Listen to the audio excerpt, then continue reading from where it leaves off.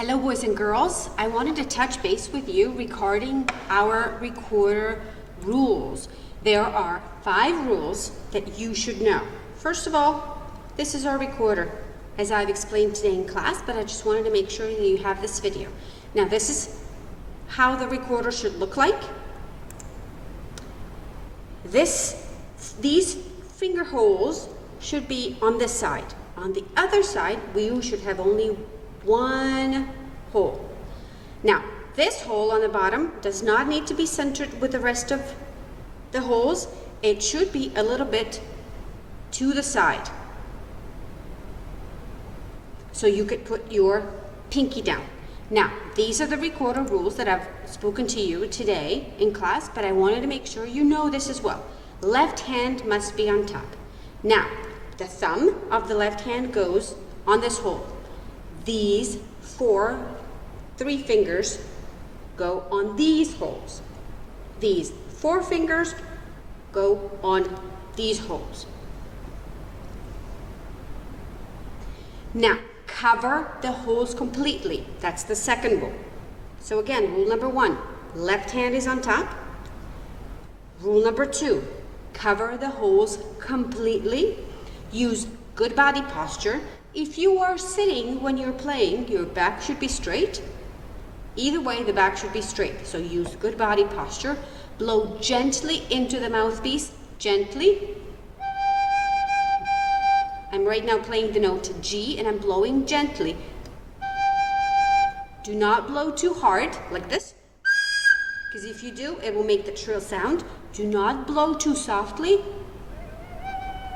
because you will not be able to hear anything. So blow gently into the mouthpiece as if you're blowing the candles off of your birthday cake.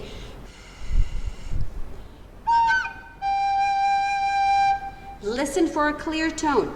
If the tone is not clear, then you should do the rest of the rules that I've attached on Seesaw right now.